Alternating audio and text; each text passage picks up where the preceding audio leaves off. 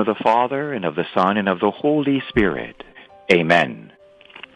My adorable Jesus, may our feet journey together. May our hands gather in unity. May our hearts beat in unison. May our souls be in harmony.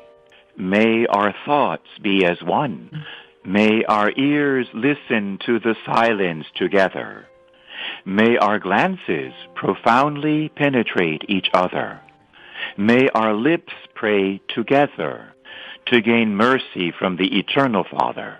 Amen. The president goes to speak somewhere, there's an advance guard of the security agents, and they have to go and they call it cleaning the space. But wherever if he was speaking here, then the Secret Service would be here the day before, and they would check for any hidden weapons, you know what I mean, and electronics, and then they keep men there overnight so no one can sneak in over the night. They get everything ready for security reasons. And part of their security detail to this day are those very well-trained dogs. And those dogs can smell somebody hiding in a closet, even behind a steel door. The nose, who designed that nose? Science has yet to catch up with God and never will. Amen? That nose is so fantastic that with all their electronic gadgets, they have to have a puppy dog with them, too, with his big old fat nose. That nose can smell a person or a weapon. And so they were doing the cathedral there in Washington, D.C. And it was time now for the men with the trained dogs to come through. And if anybody is hiding or any weapons are hiding, the dog can sniff it and starts barking and making a trained noise. They know exactly. They found several people that way over the years, and guns and bombs. And so that they always do that. And this time, the whole job of the sweep was almost done. And the Secret Service man with the #1 dog went up to the sanctuary around the altar. Everything was clear. The Monsignor was watching. And the dog went and sniffed everywhere. He has to find if there's a living human being in the church hiding, he will find it. This is a true story. They went to the sanctuary, and the dog is there on the leash. And suddenly the dog pulled the Secret Service man, pulled him. He got up on both legs, and he made the sound. He went, off, off, off, off, off, off, off. And that's the sound you make when there's a human being hiding behind a door. That's the sound you make. He scratched and made a certain sound at the tabernacle door. That means only one thing. He's never been wrong. There is a living person behind that door. My God. And the Secret Service man said, Father, Monsignor, who's hiding there? What's in there? You need to open the door. He said, Sir, we Catholics call that the Eucharist. It's the body and blood of the God-man, Jesus Christ. Your Savior is there. And he had to open it anyway. And the Secret Service man saw his God for the first time in his life. He opened the door and saw the Eucharist. Someone told me that he became Catholic, that agent. I don't know, but I wouldn't be surprised. That's a true story. Even dogs know he's there. Do you know he's there? Amen? Hallelujah. I want to tell you one more true story. When I was a much younger priest, I'm still very young, by the way, but when I was much younger, I went to visit my beautiful mom. She's in heaven now. Hi, Mom. She's saying, go on, Jim, go on. She's saying, right on. And I went to see her. She was a widow by then, and she wanted me to bring her to visit Mrs. Quigley, her best friend in Tampa. And Miss Quigley was an old Irish Catholic. My mom's Italian, and Miss Quigley was Irish. That's quite a combination, the Italian and the Irish. And both in love with God, with Jesus. Both had many children. My mom had 8 children. I'm one of 8 children. And Mrs. Quigley, I forget how many she had. I mean, she had like 11, I don't know, 12. So they were close friends. She was in her 90s, and Mama wanted me to bring her to see Miss Quigley, old Irish gusto. So I brought Mom over to see her in her assisted living facility, a very, very nice place in North Tampa. And we had quite a visit. And when our visit was pretty much done, Mrs. Quigley got up and said, now, Maria, my mom, and Father Jim, who's always very respectful, Maria and Father Jim, come, I want to give you a gift. So we followed her into the next room. It was quite a nice place, almost like a condominium. We went to the next room, and she took out this big, flat white box. It was like maybe 2 inches high, and then it was like a square, but like almost 2 feet by 2 feet square. So it was a big, square, flat box. And Miss Quigley, she was a great supporter of the Catholic Church and the Vatican. Her husband was a retired colonel, and they were rather well-to-do. So every year they would go to Rome to see the Pope, and he would give them a relic. They'd come with a letter from our bishop in Tampa, St. Petersburg. They'd have a letter from the bishop, and they'd bring it with them. So after the Pope would bless them, either he would give them a relic, or he would lead them, point them to the office. There's a special office there. They would go to the office and get a first-class relic, like of St. Louis de Montfort, you know what I mean? Of these great saints. So she had a box full of first-class relics. And she said, Maria and Father Jim, you each take one. I want to say thank you to you. And it was very bittersweet because I know she was saying goodbye to us. And I knew that you could tell. But you know, we're Catholics.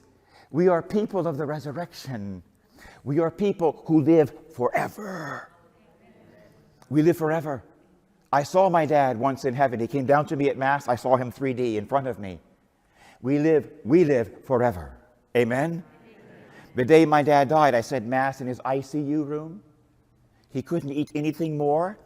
But as a Catholic priest, I have permission to give my dad the precious blood with my finger because my hands are consecrated. So my beautiful dad, he's on his last breath, but I took my finger in the chalice and the precious blood. I said, Daddy, I'm giving you Jesus. Dad. And my dad opened up his mouth, and I put a drop of the precious blood on his tongue.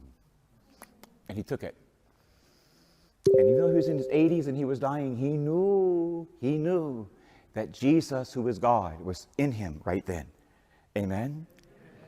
The Lord says, the man who eats my body and who drinks my blood will live forever. Amen? And so some years later at Mass, I was saying Mass, and I turned, there was something in my room, and my dad was standing there to my left. With my own eyes, I saw him. Young! He was younger than me, and it's not fair. He was handsome. He was like 30. His hair was black. Mine was gray. His was dark. He was handsome, and he was smiling at me. We live forever. Amen? That's why everyone in California needs the Eucharist, because the Eucharist is the bread of eternal life. Amen? I saw it with my own eyes. I put the blood on his tongue, and I saw him at my altar a few years later. Amen? So, there I am. I know Miss Quigley is saying goodbye to us. Jim and Maria, pick a relic. So my mom chose one, and then I went and there was one, as I looked at the whole box, like, I don't know how many, like 50 of them there? 50? There was one, there was like a laser beam coming out of it. Kid you not? I figured that must be the one he wants me to take, you know what I mean? What would you assume? You know what I mean? There's 50 of them there, and there's a light. And I see this light. That must be the one. And I took it, and it's St. Camillus, a bone. His feast day is my birthday, July the 18th. How in the world did that happen? He's a Catholic priest with a healing ministry, and I'm a Catholic priest with a healing ministry. He was in the military, I was in the military. And his birthday, his feast day is my birthday. Mamma mia. Do we have a great God, or do we have a great God?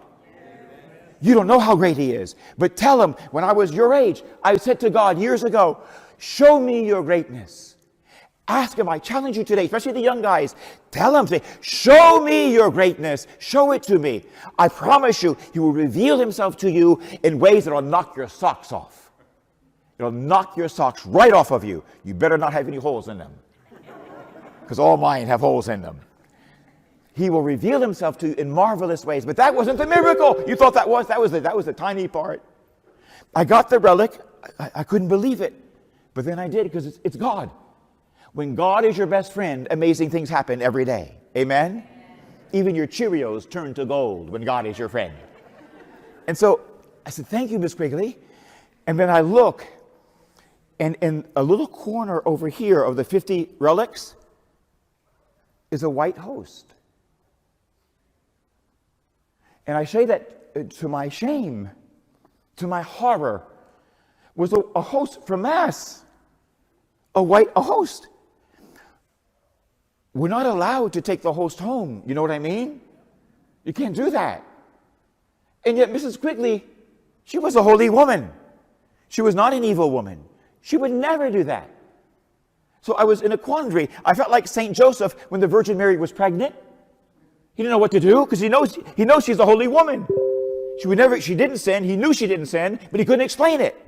That's how I felt with Mrs. Quigley. She would never do that. And my thought was, the Eucharistic ministers come to the nursing homes to give them Holy Communion, and maybe they're not always well trained. Maybe one of them dropped a host and left. I mean, they're not always well trained. You have to be very, very careful. And Miss Quigley saw it and put it in the box, respectfully, with the holiest thing in her house, with the relics. So she put it there. But she's 90 and she's absent-minded. She forgot. That's all I could think of. She would never do something evil, because that's actually called blasphemy or sacrilege, you see. I knew she wouldn't do it. I thought, what do I do? But I am a Catholic priest, so one of my jobs is not only to confect the Eucharist, that means to bring the Eucharist on the altar for you, to bring the Eucharist down. My job is to be a guardian of the Eucharist. And I saw that, and I like Joseph, I could not bear to embarrass Mrs. Quigley. I couldn't bear it. So I did something naughty. Don't tell anybody. I went like this. True story. My mom is there, and Miss Quigley, I said, look, Mom. There was nothing up there. But Mom looked up, and Mrs. Quigley looked up, and I took the host and put it in my mouth. I couldn't bear to embarrass her. If I showed it to her, she would probably start crying. I couldn't bear the thought. She was a holy woman she's dying. I just said, look. And so they looked. I mean, I really wasn't lying. I told them to look, right? So they looked. And I grabbed the host and I put it in my mouth, because I'm supposed to guard the Eucharist. I would lay down my life for the Eucharist. I would die for Jesus in the Eucharist. I would, because he's really there. So I put the Lord in my mouth, and we said goodbye to Mrs. Quigley. We got in the car, and my mom is so smart. She says, Jimmy, yes, now what's up? What were you doing? Italian mothers, they know everything. Jimmy, what were you doing? And I had to tell her. I said, oh, Mom, I couldn't tell you. I couldn't embarrass Mrs. Quigley, but there was a host, and I had to take the Lord into my mouth and consume him. I don't know how old he was, but I had to take him.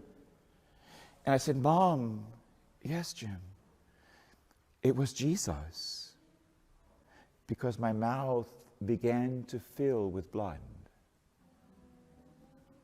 I didn't bite my lip or my tongue. The aroma, the scent, and the taste of blood all over my mouth, in and out. It was liquid. And I was tempted. I'm driving my mom home. I'm filling up with blood in my mouth from the host. And I was tempted, to touch, to see what it looked like. But I didn't have a purificator with me. You have to have a special cloth for that. So if I touched the Lord, there'd be blood on my hand. And that would be like a form of sacrilege. I wouldn't have any proper way to dispose of the blood of the God-man. So I had to swallow it.